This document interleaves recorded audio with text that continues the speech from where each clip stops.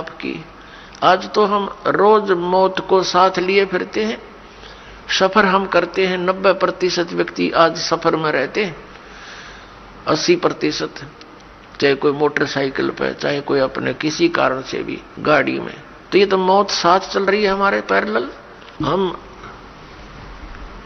ऐसे लोक में रह रहे हैं, परमात्मा को दया आई कि चल इन नालायकों को फिर बता देता हूं कि आ जाओ वापस यहां पर, तुम सदा सुखी हो जाओगे। अपने आत्माओं, जब परमात्मा वहां तपतशिला के ऊपर आया जहां ये प्राणियों को भून रहा था, इसका कुकर चल रहा था, वहां पर जब वो परमेश्वर हमारे पास आकर खड़े हुए, हमारे पिता, वो इतने समर्थ शक्ति है, इतने शीतल भगवान है, उनको सोम की उपाधि दी जाती है। सोम माने चंद्रमा, चंद्रमा जैसे शीतल। यानी ये तो एक उदाहरण है, लेकिन वो तो बर्फ से भी शीतल है। तो कहने का भाव ये, जब हमारे पास आकर खड़े हुए, जब वो तपतशिला पर जल रहे थे 1 लाख प्राणी, उनमें ऋषि भी थे, मैं ऋषि भी थे, गुरु भी थे, शिष्य भी थे, आम जनता के व्यक्ति भी थे। परमात्मा के वहां उपस्थित होते ही उस तपतशिला यानी पत्थर की टुकड़ी को शिला बोलते हैं। एक तई के, बहुत बड़ी तई के समान है। बाकी सूक्ष्म शरीर जो होता है वो ज्यादा बड़ा नहीं होता, अपने अंगूठे के साइज का रह जाता है, आकार ज्यों का त्यों रहता है। जिस भी शरीर से आप निकल कर गए हो, जब तक आपको दूसरे शरीर में नहीं डाल देता, नहीं आपका दूसरा शरीर नहीं मिलता, तब तक आपका वैसा ही शरीर रहेगा। चाहे आप पितर रूप में रहो, चाहे भूत रूप में रहो, या वैसे भटकते रहो कहीं पर, या स्वर्ग आदि में रहोगे। स्वर्ग के अंदर जाने के बाद फिर आपको नए सिरे से शरीर मिलता है, वहां अलग से शरीर फिर आपका बहुत लंबा चौड़ा और बड़ा बन जाता है।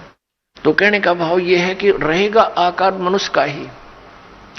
तो जब ये दूसरे शरीर में पशु पक्षी के भी चला जाता है, तो फिर उस पशु वाला ही शरीर आपका रहेगा। जब उससे निकल जाएंगे तो नेक्स्ट में प्रवेश होगा तो उस जैसा ही हो जाएगा। फिर मनुष्य शरीर में आएगा तो मनुष्य जैसा ही, मनुष्य के अंदर जो आपका जीव आएगा उससे निकलेगा तो फिर भी वो मनुष्य जैसा ही रहेगा। ऐसा होता है।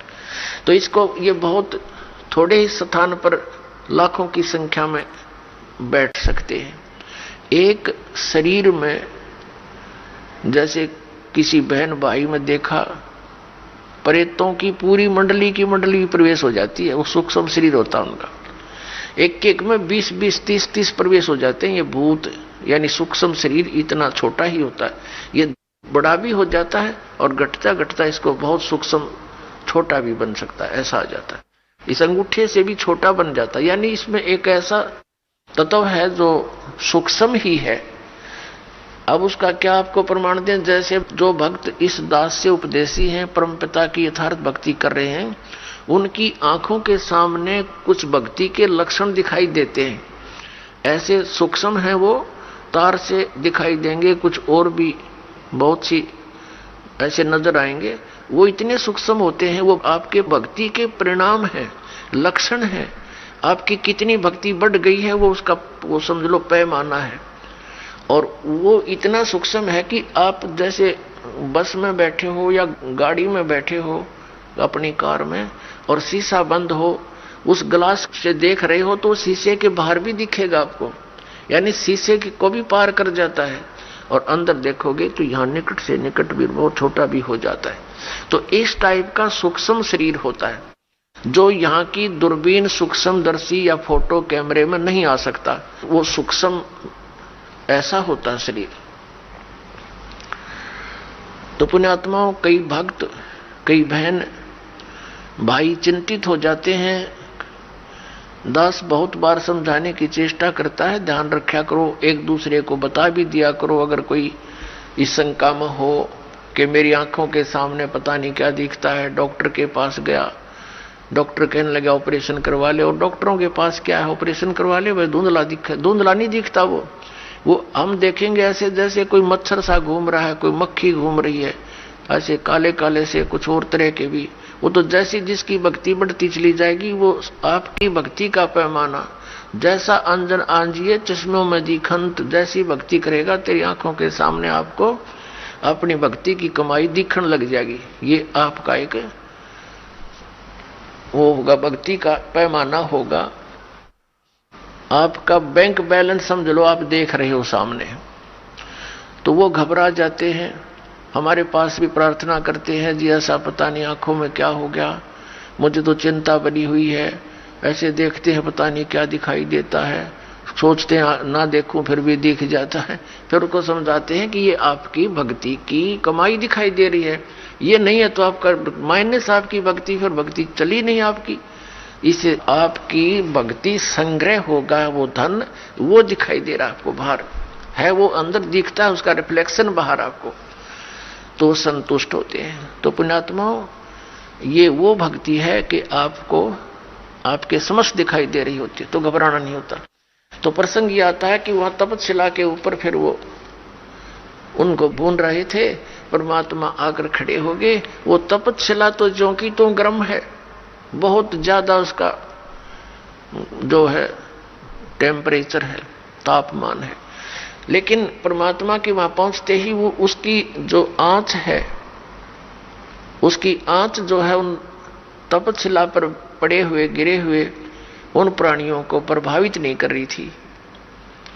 तो जैसे आपके सिर में दर्द होते है तो आपका बोलने भी दिल ना करे, चाहे कितना प्यारा व्यक्ति बैठा हो, और जब वो दर्द ठीक हो जाए खूब बतलाओ घंटों तक, तो ऐसे उनकी वो पीड़ा खत्म होगी तो सब बैठ गए ऐसे। और देखा, उन्हें सोचा भगवान आ गया,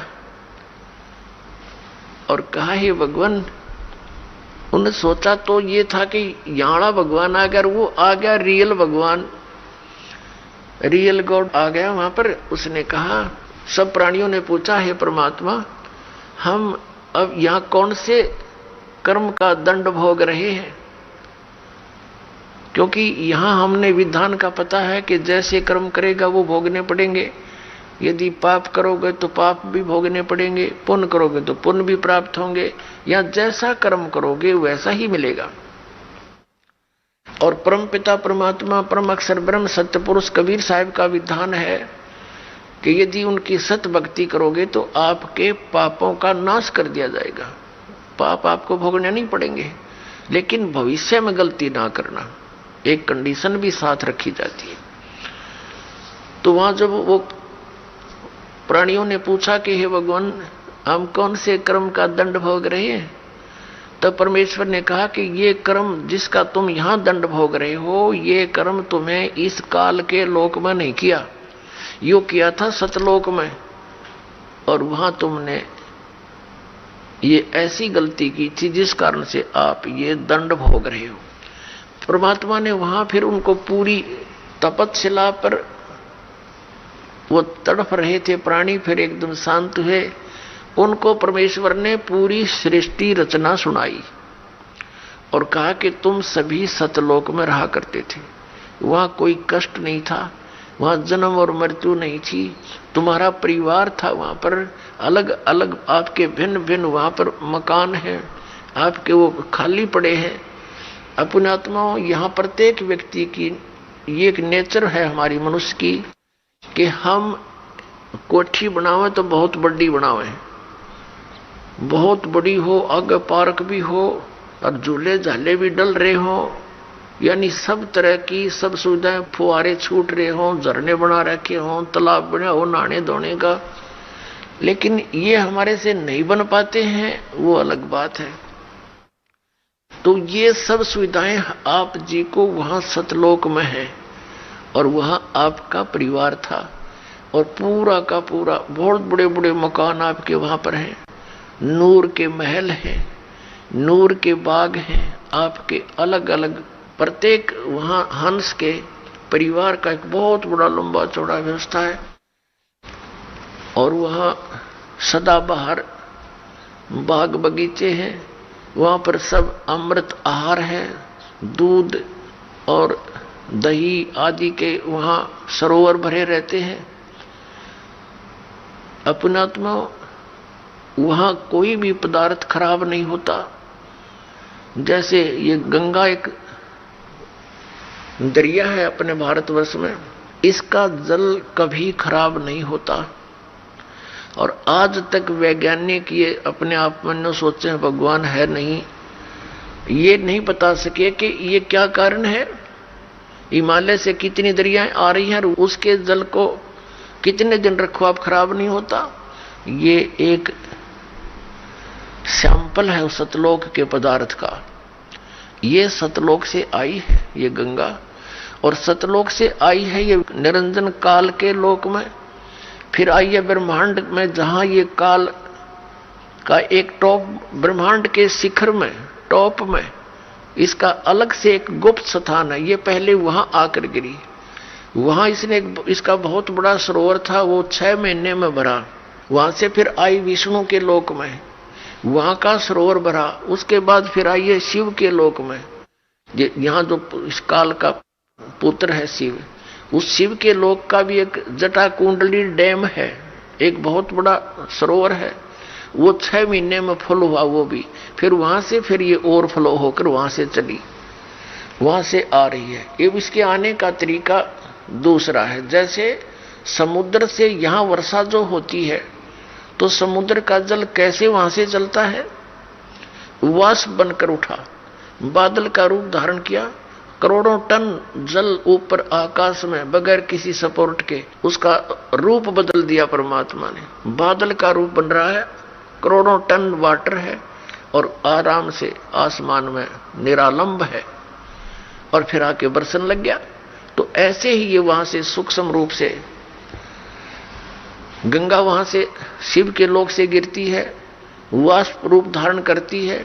इसकी वाष्प का एक निर्बाध वे है, वो सीधा आकर के हिमालय के उस स्थान पर आकर बर्फ रूप में बन जाती है, और वहां से मेल्ट होकर के वो कंटिन्यूस नीचे आ रही है। तो ये सैंपल है उस परमात्मा के सतलोक के पदार्थों का। वहां कभी यहां भी खराब ना होती से गंदे लोक में, वहां तो बड़ा स्वच्छ स्थल है। तब परमात्मा ने सारी सृष्टि रचना बताई कि पुत्रों बच्चों, तुमने एक भयंकर भूल करी थी।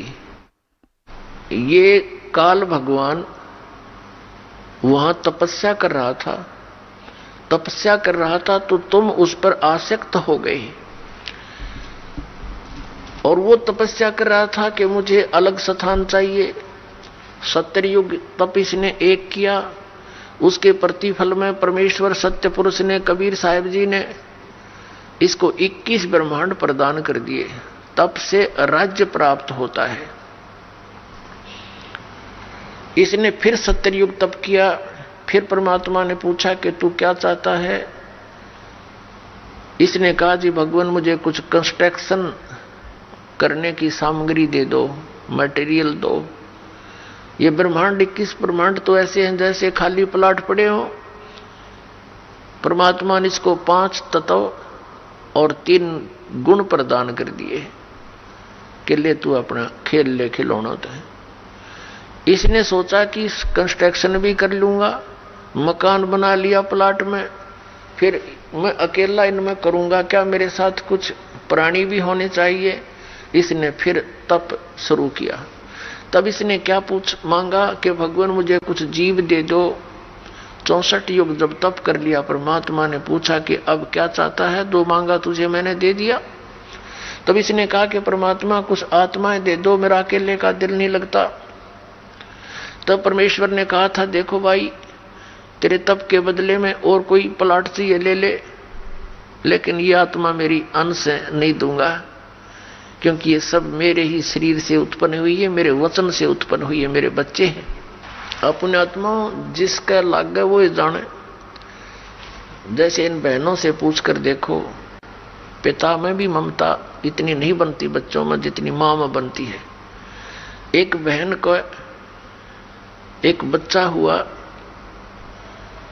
उसके ना हाथ ना पैर ना सिर, एक रसोड़ी सी, और थोड़ी देर तड़फा और खत्म हो गया।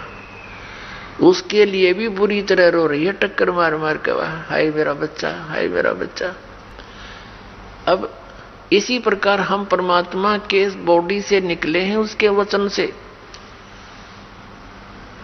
और पुण्यात्माओं, जो ये लोग कहते हैं, कुछ दिग्भ्रष्ट व्यक्ति आचार्य पद प्राप्त करके, गुरु पद प्राप्त करके इन्होंने ठेका ले रखा है जनता को गुमराह करने का और शास्त्र विरुद्ध ज्ञान बताने का। ये कहते हैं जीव ही परमात्मा है और अस्तित्व है ही नहीं।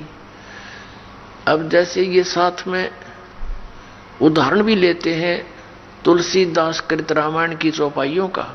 गोस्वामी तुलसीदास जी ने भी कहा है कि ईश्वर अंश जीव अविनाशी, ईश्वर का अंश है ये जीव, लेकिन ये है अविनाशी। अब अविनाशी की रचना अविनाशी ही होती है, तो परमात्मा का अंश है ये जीव, उसने अपने वचन से सभी आत्माओं को रचा था। तो कितनी ममता उस परमात्मा की आपके अंदर। आप तो समझ नहीं सकते इस बात को, क्योंकि आपने यो ज्ञान कदे सुना ही नहीं।